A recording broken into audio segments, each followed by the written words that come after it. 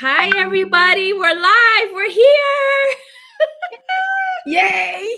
We did it. We did it. Hi, everybody. I'm Heidi. I'm a proud United Latinas board member, and I'm very happy to be here with Sami. We have such good stuff to talk about, and I'm hoping we can get through it in 30 minutes. But Sami, please introduce yourself, your whole name, where are you from, where do you live? Like, what do we need to know about you to start this off? That's a lot. I'm Sami Hamian-Marrero. I'm the CEO of Urbander, and I'm a communications and marketing expert that specializes in multimedia, multilingual communication. And okay, so I was born in the Bronx. I grew up in Puerto Rico.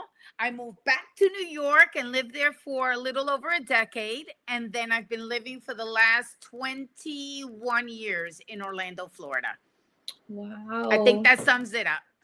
Okay. All right. That was okay. This I have so many questions, but okay, we're gonna get we're gonna Well, get okay, and I'm an author, a new author, which was a yes. scary process, but we overcame that hump and that not fear, it was just a daunting process, right? Because it was new and we learned a lot.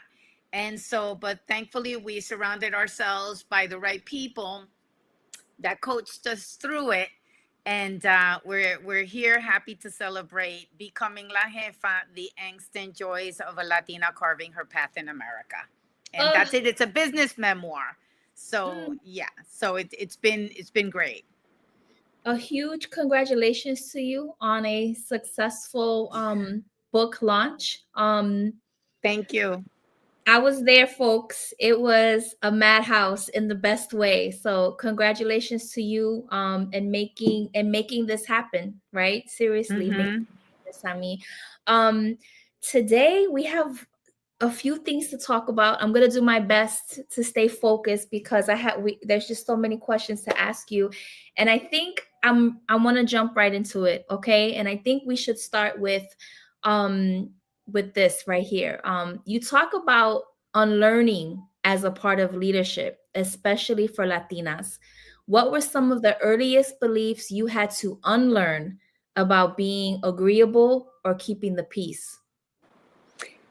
The first lesson was, and my dad kind of prepped me for it, right? Since I was young, it was to be okay being alone and to start practicing leading in your personal life. And you do that as soon as you become a teenager and they give you a little bit of freedom with your romantic relationships, right? And so I think that was the first opportunity really to unlearn behaviors that are unhealthy, and that this idea of being agreeable and keeping the peace and giving in and making it work and against all odds, right? That's where it starts.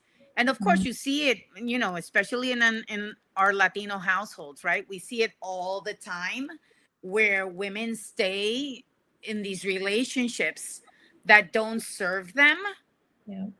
and men too, pero come on, it happens a lot with women in our culture because we're conditioned to be Mm, submissive, to nurture, to be caregivers, right? And to be a good Latina woman, you have to be all those things and meet all these expectations. And so it's frowned upon to go against the grain or against the norms. mm, And then you just, get labeled a bitch, a slut, whatever, right? Like all of those things, or, you know, difficult, mm, fiery, mm. whatever. And so breaking free from that. And so oddly enough, in my career, I was able to be very assertive from the get-go, but somehow, these cultural demands on womanhood Yes. and being a Latina, it took me a minute to break free from that. Wow. Being all the things to everybody at all the times, right? Mm. Mm-hmm. Um.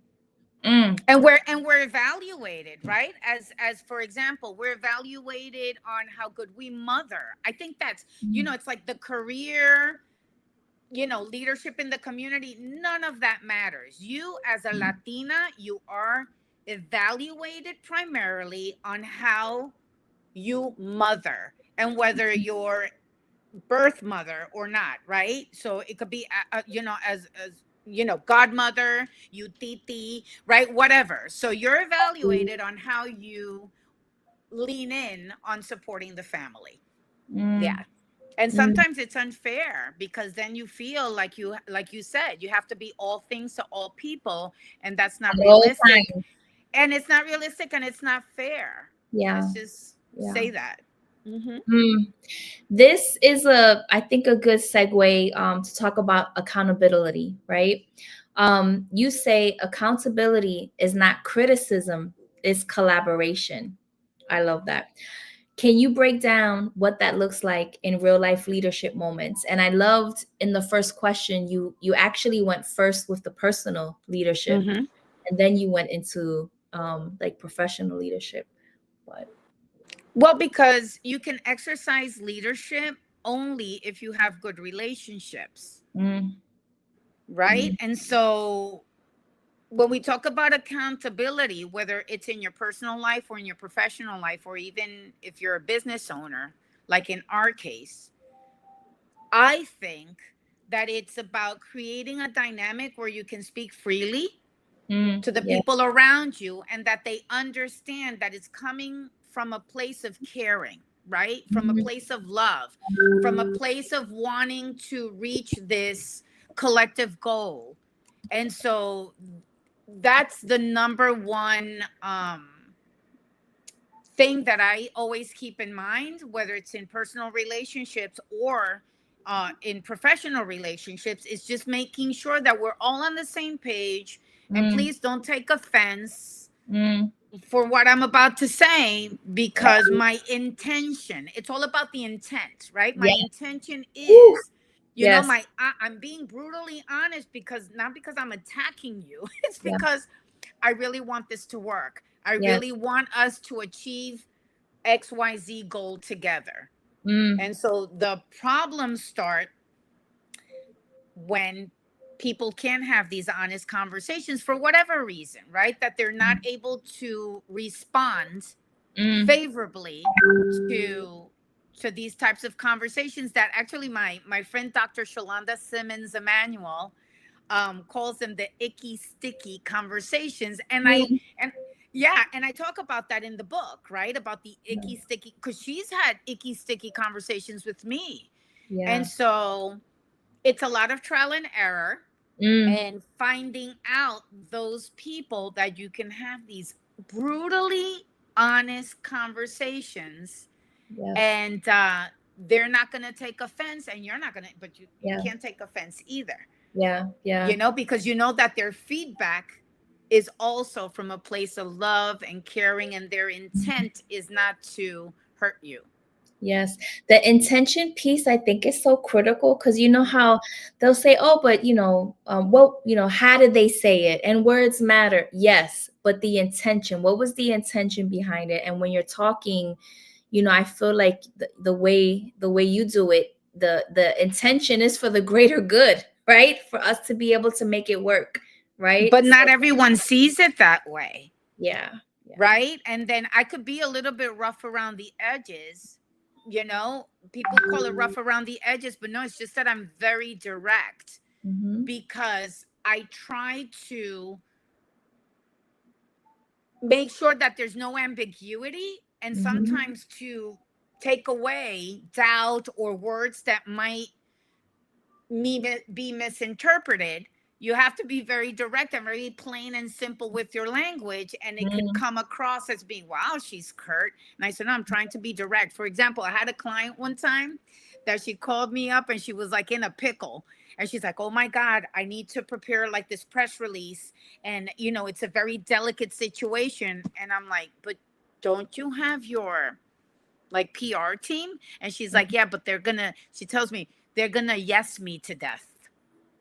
And I need someone that's gonna tell me that's not a good approach Yeah. and why, and this is how you should do it, and why you Mhm. should do it this other way, right? And I'm like, oh, okay. So she understands that all I want is for her to shine.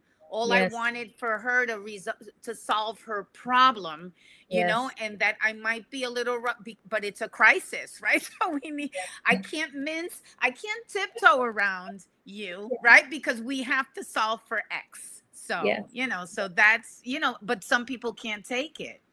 And Hmm. so, Well, they might not be the, I don't want to say right people. Maybe that's not the people to, to that you would work, right? That like, to work yeah. with or collaborate with. Um, you had talked about, some of these things that you mentioned in the book. And speaking of the book, in Becoming La Jefa, you describe moments where accountability changed the trajectory of a project or relationship. Can you share one that shaped your leadership philosophy?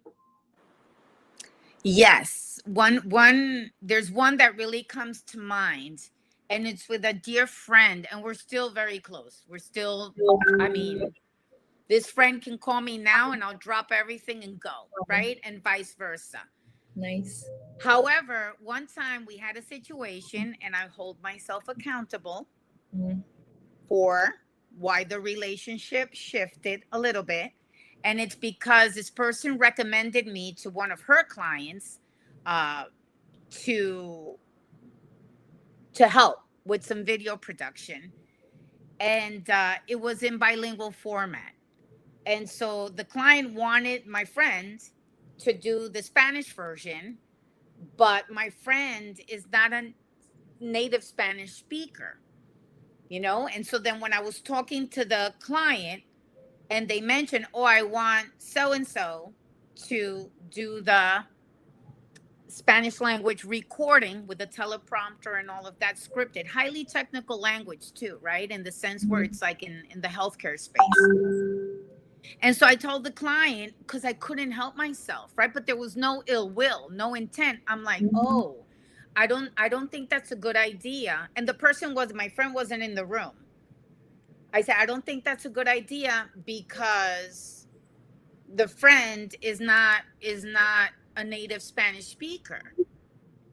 And they were like, oh, because apparently the client was under the understanding that my friend was. Mm. Okay. And so then I explained, oh yes, because there's conversational Spanish, and by all means, absolutely, right? My friend can hold a full conversation in Spanish, but reading from a teleprompter, highly technical Mm.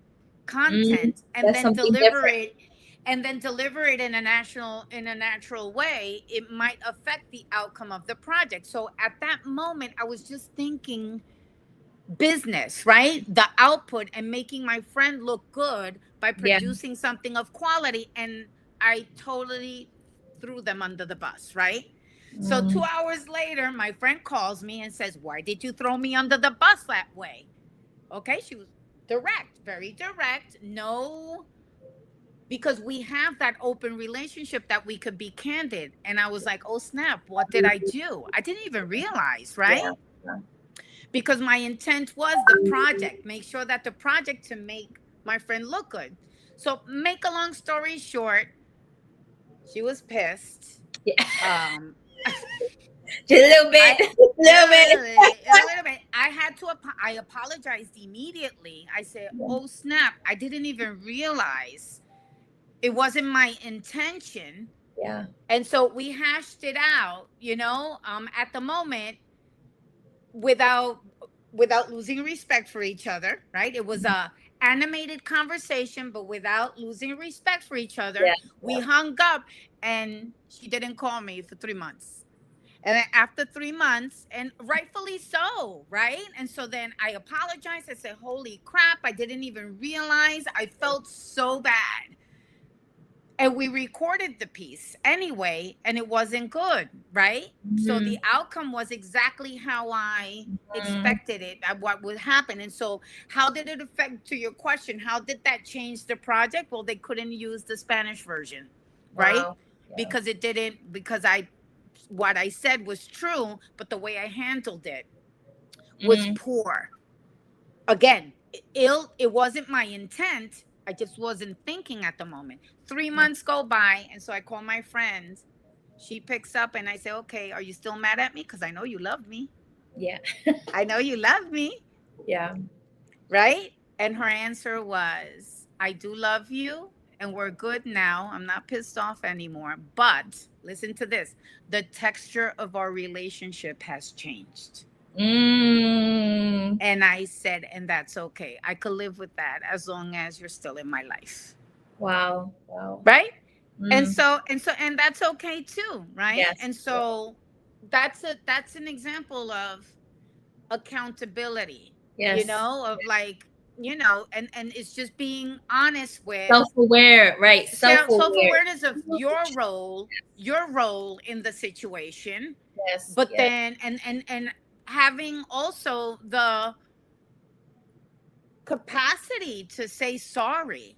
A lot of Mm, people are so hung up on egos and, oh my God, no, salvage the relationship if it's worth it to you. mm, mm, And then give it space. I just gave it yeah. space. I'm like, damn, she's pissed off. Holy crap.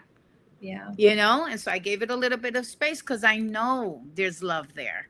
I Yeah. know it was just a matter of time that I was going to be able to restore Yes. restore that Mm, confianza, right? that mm, that trust. And I learned a lesson. yeah.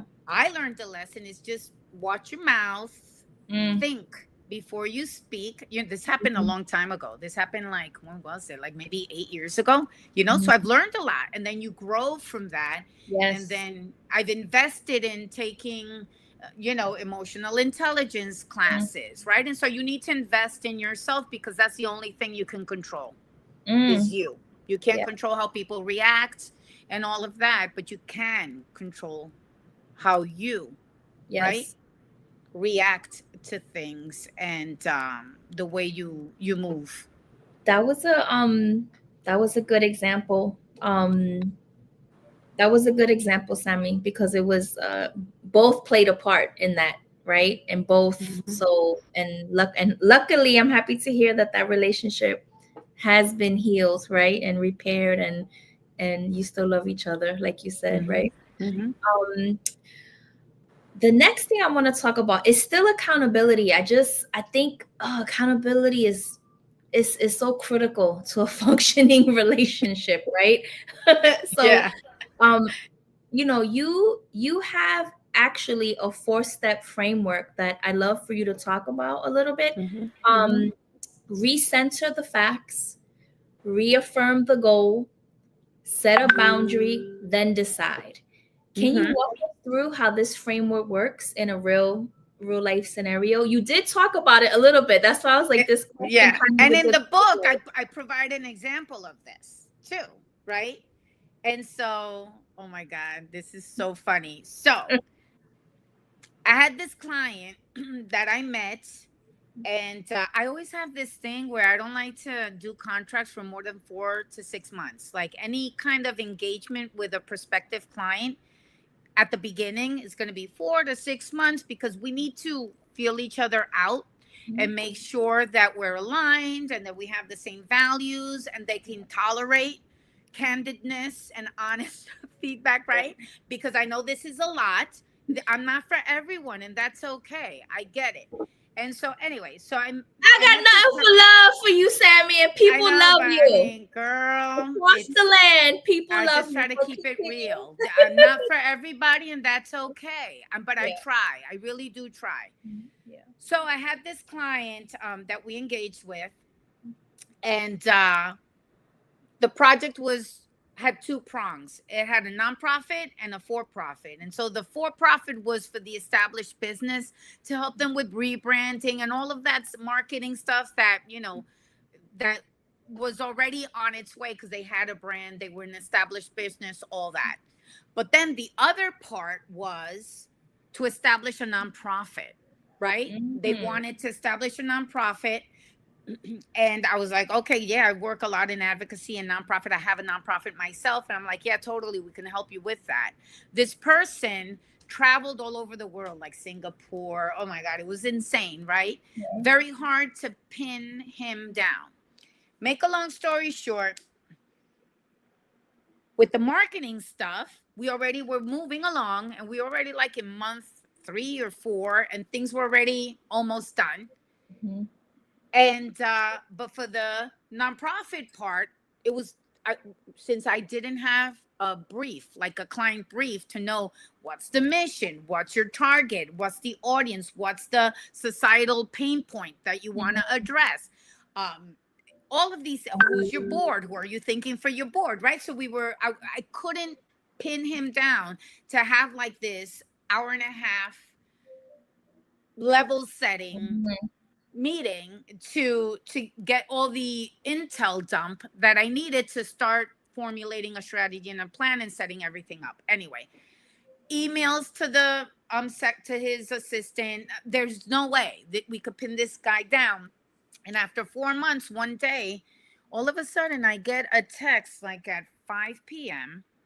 on a Friday, all in caps, saying, Sami, hope you're well, but I want to know what's going on with the not like yelling at me, right? And I was like, oh, okay, is he yelling at me? I wasn't sure. So what does Sami do? I pick up the phone, the cell phone, and I said, hey. And he's like, oh, hi, that was quick. And I say, yeah, because you sent me all caps, like a frustrated message is what I think. And so I called you because I don't want to read between the lines. I want to make sure that I'm not reading this wrong. No, I am frustrated. Ah, okay. I don't understand why, because you've been traveling for the last 3-4 months and I've been trying to pin you down, even if it's a virtual call, to get your insights so I can start working on this other facet of our engagement. But it's not fair that you're now yelling at me or or demanding something on a Friday evening when I'm cooking for my family, right? Yeah. Mm-hmm. When I've tried. No, you haven't. And so then I started forwarding all the emails and he's like, stop, because his phone was going ping, ping, ping, ping, ping. And I said, you know what? Let's do this.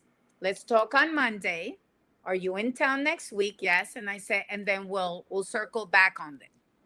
Because we can move quickly and swiftly. I just need your input. So there's the framework, right? You recenter the facts. The facts is you've been traveling, bro. Don't get it twisted. I've tried. Everything else with the marketing aspect is going amazing. You're not complaining and bitching about that, right? So we're good. It was on this other aspect.